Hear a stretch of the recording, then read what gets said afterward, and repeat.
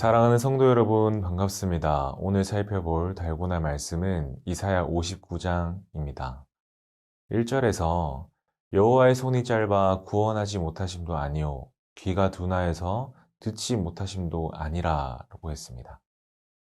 하나님은 왜 침묵하시는가? 이 질문은 모든 시대의 신앙인들에게 날카로운 도전이 됩니다. 하나님은 전능하신 분이시고 긍휼과 자비의 하나님이시라면 왜 우리의 부르짖음을 외면하시는 것일까요? 이사야 59장은 이 질문에 대해서 표면적으로는 하나님이 침묵하시는 것처럼 보이지만 실상은 하나님이 침묵하신 것이 아니라 이 언약 백성의 죄가 하나님과의 관계를 단절시켰기 때문이라는 것입니다. 그리고 이 죄로 끊어진 언약 공동체의 절망을 고발하고 의인의 회개를 통해 다시 하나님의 구속과 임재가 시작되는 언약의 회복 이야기, 곧 구속사적 전함의 핵심을 보여줍니다. 오늘 본문은 죄로 인해 하나님과의 관계가 끊어진 백성의 현실을 먼저 보여줍니다. 하지만 그 죄의 고발로 끝나는 것이 아니라 공동체적 회개와 하나님의 직접적인 개입, 그리고 새로운 언약의 약속으로 이어지면서 구속사적인 흐름을 분명히 보여줍니다. 먼저 이사야는 하나님께서 우리의 기도를 듣지 않으시는 이유가 하나님의 능력이 부족해서가 아니라는 점을 분명히 밝히고 있습니다. 앞서 살핀 대로 여호와의 손이 짧아 구원하지 못하심도 아니요 귀가 둔하여 듣지 못하심도 아니라는 말씀으로 시작하면서 이 문제의 원인이 우리에게 있음을 정확히 짚어줍니다. 하나님이 멀어진 것이 아니라 우리의 죄가 하나님과의 사이를 가로막고 있었던 것입니다. 이사야는 이어서 죄의 구체적인 모습을 고발합니다. 손은 피로 더럽혀졌고 입술은 거짓을 말하며 혀는 악을 내뱉고 마음은 죄를 품고 있다고 합니다. 그리고 발은 죄 짓는 일에 빨라 무죄한 피를 흘리기까지 합니다. 정의와 공의는 사라졌고 평강의 길을 알지 못하며 진리를 만하는 사람도 없습니다. 겉보기에는 예배하고 종교적 행위를 하고 있는 것처럼 보여도 실제 삶에서는 하나님의 뜻과 완전히 멀어져 있는 상태입니다. 이런 현실은 단지 이사야 시대만의 문제가 아닐 것입니다. 오늘날 우리 사회, 아니 우리 자신 안에도 그대로 적용될 수 있겠죠. 겉으로는 신앙생활을 잘 하는 것처럼 보여도 하나님이 정말 기뻐하시는 정의와 자비, 진실함이 없다면 우리는 여전히 하나님과 단절된 상태일 수 있습니다. 하지만 본문은 여기서 멈추지 않습니다. 9절부터 분위기가 바뀌는데요. 이사야가 고백하죠. 우리는 빛을 바라나 어둠뿐이요 밝은 것을 바라나 캄캄한 가운데 행함이로다. 여기서 그들이 아닌 우리라는 표현을 사용합니다. 이사야는 자신도 이 죄 가운데 포함된 자로 고백하며 공동체 전체 회개를 드리는 중보자의 자리로 나아갑니다. 이 회개는 단순히 감정적인 탄식이 아닙니다. 현실을 정확히 인식한 진심 어린 회개이며 하나님 앞에 자신을 정직하게 드러내는 고백입니다. 오늘날 우리의 회개도 이와 같아야 합니다. 상황이 어렵고 마음이 괴로울수록 원망과 불평이 아니라 먼저 우리의 상태를 돌아보고 하나님 앞에 나아가는 것이 회복의 시작입니다. 그리고 이제 하나님께서 일하기 시작하십니다. 15절 하반절부터는 하나님께서 정의가 사라진 세상을 보시고 그것을 기이히 여기시며 스스로 개입하시는 장면이 나옵니다.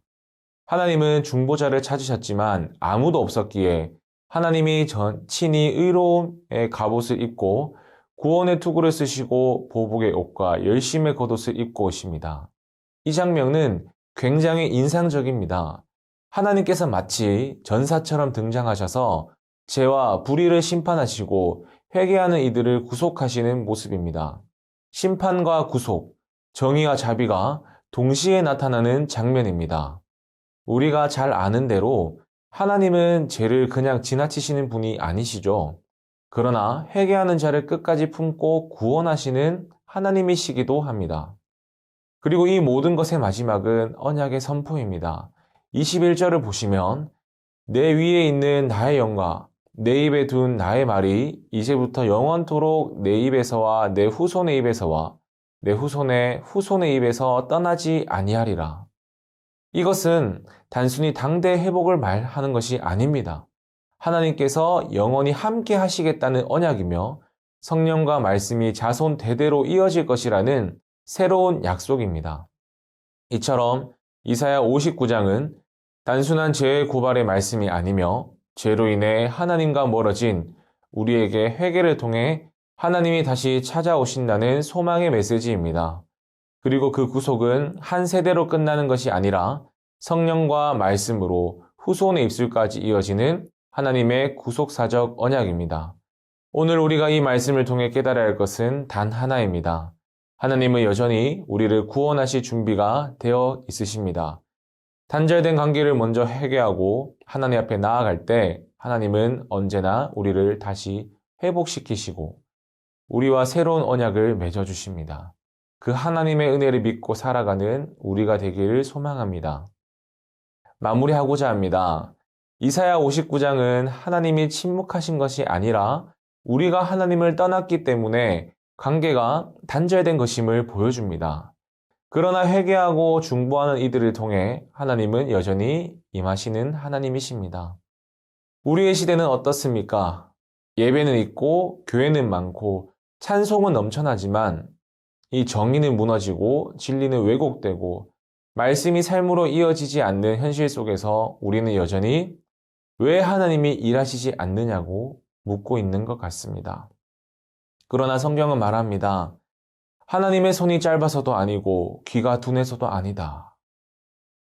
우리가 회개하지 않고 언약을 무시하고 진리에서 떠났기 때문에 하나님이 침묵하시는 것처럼 보일 뿐입니다.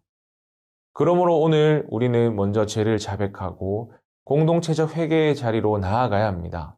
그리고 하나님의 말씀과 성령이 우리 입에, 자손의 입에 머물게 하신 그 언약의 약속을 붙들고 살아가야 할 것입니다. 기도하겠습니다. 하나님, 기도에도 응답이 없고 마음은 점점 지쳐갈 때가 있습니다. 하나님, 오늘 말씀을 통해 주님이 멀리 계시는 것이 아니라 저희가 주님을 등지고 살아왔음을 고백합니다. 하나님, 입술로는 주님을 말했지만 삶으로는 멀리 있었던 저희를 불쌍히 여겨주시고 진리보다는 편안함을 택하고 정의보다는 유익을 앞세웠던 저희를 용서하여 주시옵소서. 이제 다시 주님 앞에 서기를 원합니다. 주의 영으로 저희를 새롭게 하여 주시고 주님의 말씀이 우리의 마음과 자녀들의 입술에 살아있게 하여 주시옵소서. 오늘 하루 주님의 뜻을 따라 살게 하여 주시고 우리 안에 꺼졌던 신앙의 불이 다시금 타오르게 하여 주시옵소서. 하나님, 저희 가정과 교회, 이 땅에 새 언약의 회복을 이루어 주실 줄 믿사오며 이 모든 것 예수님의 이름으로 기도드립니다. 아멘.